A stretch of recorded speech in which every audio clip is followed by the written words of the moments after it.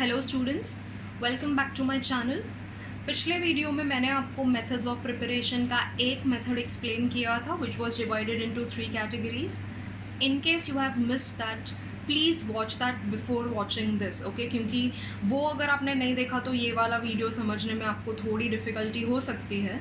सो अगर आपने पिछला वाला वीडियो मिस किया है तो मैं डिस्क्रिप्शन बॉक्स में आपके लिए वो लिंक कर दूँगी। Now today we will be talking about the other method of preparation, okay? So जो second method of preparation है alkyl halides का, okay, that is also from alcohols में से ही prepare करना है, but यहाँ पे हम लोग use करने वाले हैं phosphorus halides, okay? हम क्या use करने वाले हैं? phosphorus halides use करने वाले हैं। Now phosphorus है ना, वो दो टाइप के halides बनाता है। It can either form PX3 or it can form PX5. Phosphorus दो टाइप के halides बना सकता है. It can form trihalides or it can form pentahalides. Okay? Now, trihalides है तो phosphorus के लिए क्या क्या possibility है? It can form PCl3 अगर क्लोरीन है तो. It can form PBr3. It can form PI3. Okay?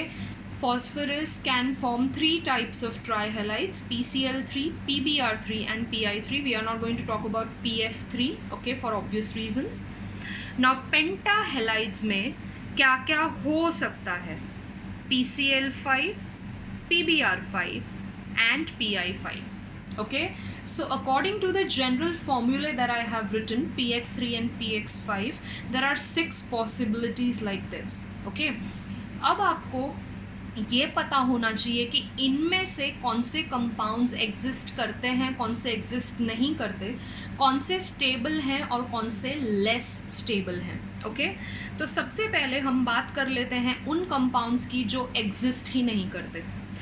PBr5 and PI5, these two compounds, they do not exist. Now why they do not exist is bromine और iodine ये दो halogens है जिनका size बहुत बड़ा है। ऑलराइट, तो अब आप इमेजिन करो कि एक फॉस्फोरस के आसपास जब 5 ब्रोमीन एटम्स आएंगे और जब 5 आयोडीन एटम्स आएंगे, मोर ओवर वो अकेले नहीं होंगे, उनके साथ उनके लोन पेयर्स भी होंगे। हैलोजन पे 3-3 लोन पेयर्स होते हैं। ओके, सो बहुत ज़्यादा रिपल्शन हो जाएगा, बहुत ज़्यादा क्राउडिंग हो जाएगा, और वो जो लोन पेयर्स हैं, जो रिपल्शन है, जो क्राउडिंग है, that is going to make these two compounds really unstable, and that is the reason these two, they do not exist. Okay, but PCl5, it does exist and it is quite stable. ठीक है, अब हम बात करते हैं ट्राइहैलाइड्स के बारे में। अगर PCl5 स्टेबल है तो ऑफ कोर्स PCl3 तो स्टेबल होगा ही। ठीक है, PBr3 और PI3 ये जो दोनों हैं, ये दोनों लेस स्टेबल हैं। इसका भी रीज़न क्या होगा?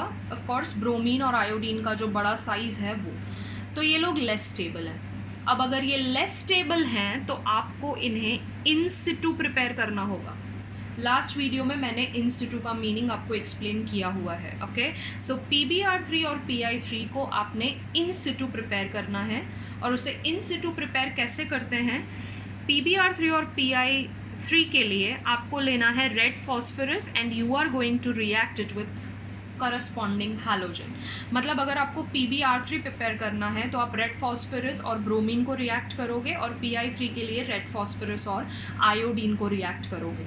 Okay, so that is the in situ preparation. Now ये वाले पर्टिकुलर केस में ना रिएक्शन से ज़्यादा आपको बाय प्रोडक्ट्स याद रखने हैं, that is very very important. Okay, so suppose आप PCl3 के साथ अल्कोहल को रिएक्ट करते हो। Suppose you react your alcohol, what ever is the alcohol, primary, secondary, tertiary, यहाँ पे कंडीशंस अलग अलग नहीं आएंगे, सबके लिए कंडीशंस भी सेम है, तो I am only going to write the general reactions. Okay, so suppose आपने किसी भी अल्कोहल को PCl3 के साथ रिएक्ट किया, PCl3 के साथ बाय प्रोडक्ट आता है H3PO3।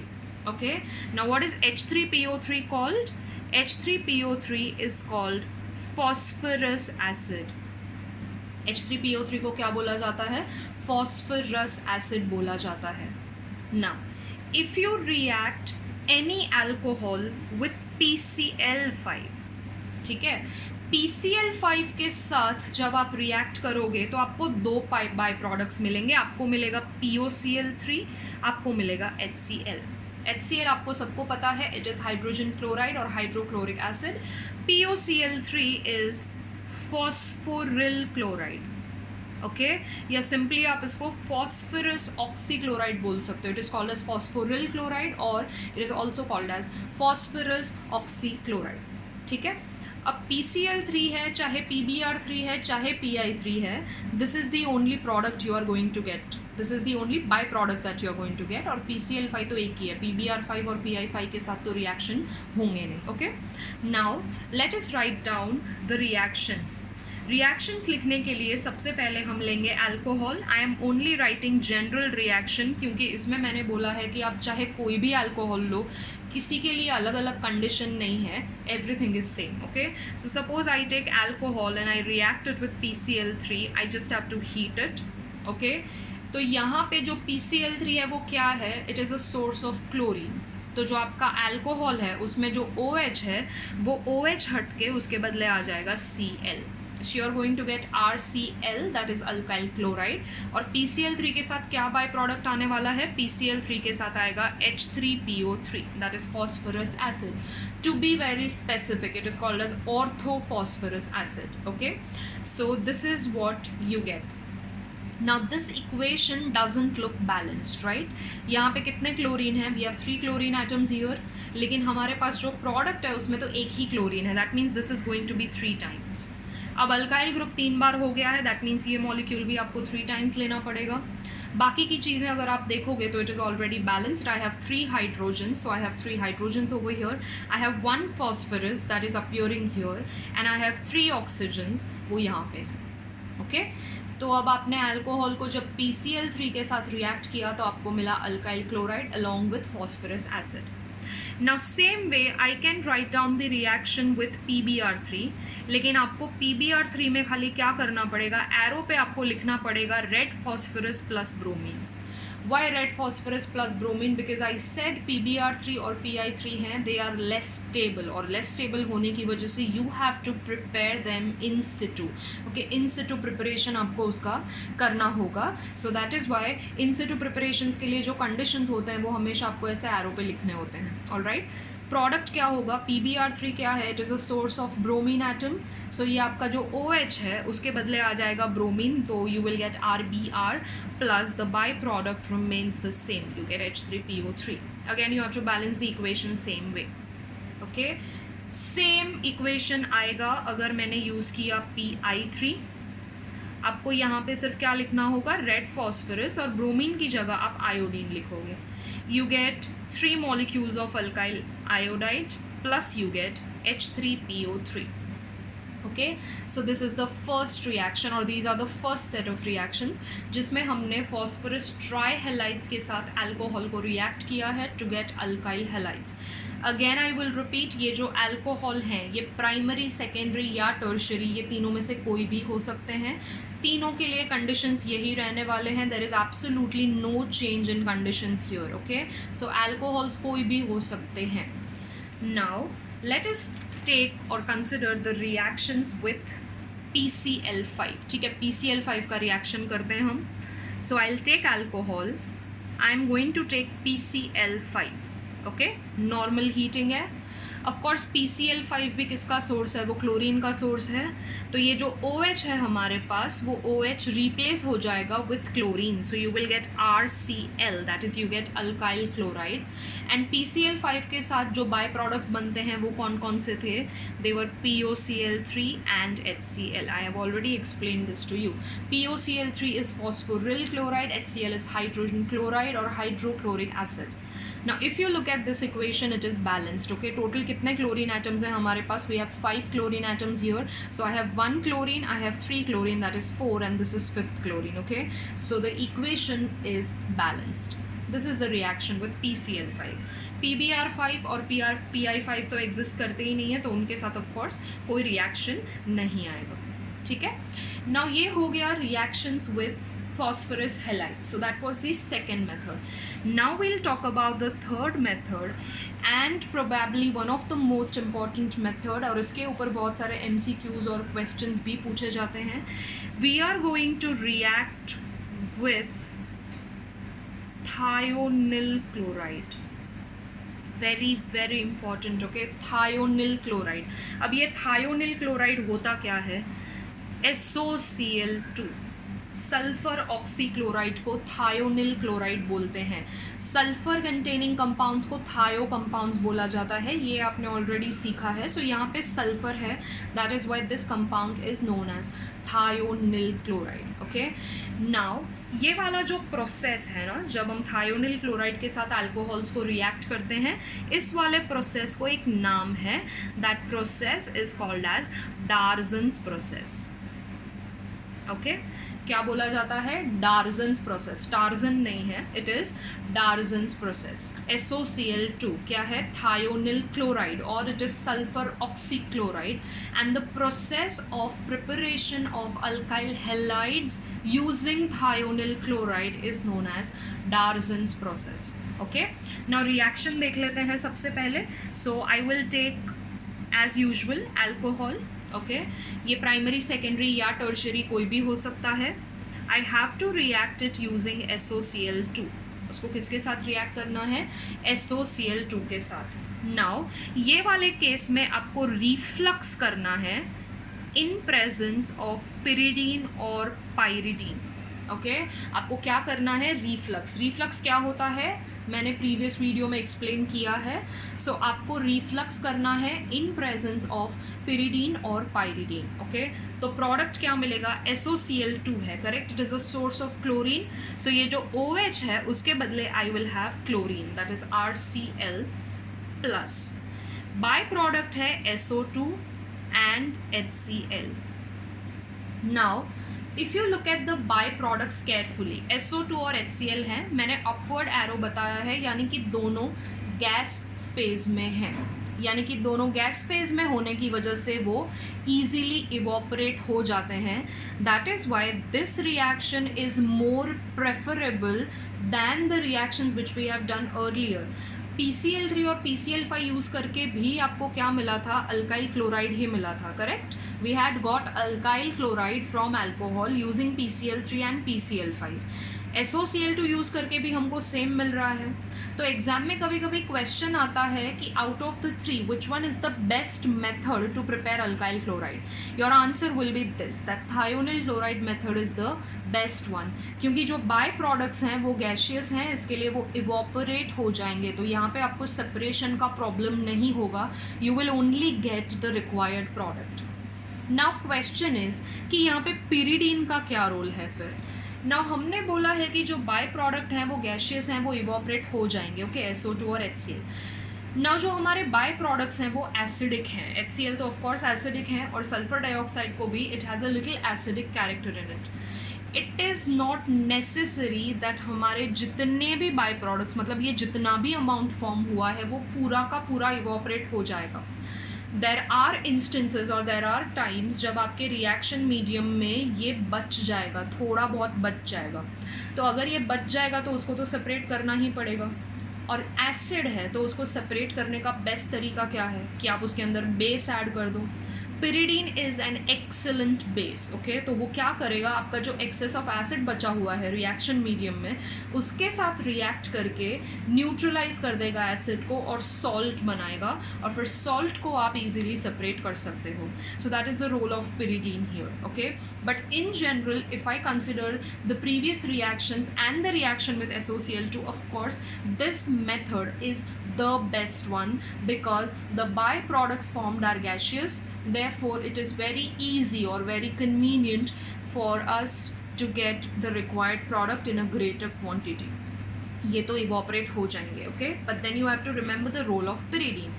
In case अगर एसिड बच जाता है रिएक्शन मीडियम में थोड़ा बहुत भी, तो उसे हमें न्यूट्रलाइज करना होगा. तो उसको न्यूट्रलाइज करने के लिए we are using a strong base, we are using pyridine. Okay, so that is known as Darzon's process. So this is how we can prepare alkyl halides using PCl3, PCl5, and of course we have used PBr3 and PI3 as well. and we can use SOCl2, that is thionyl chloride, and the process is known as Darzon's process.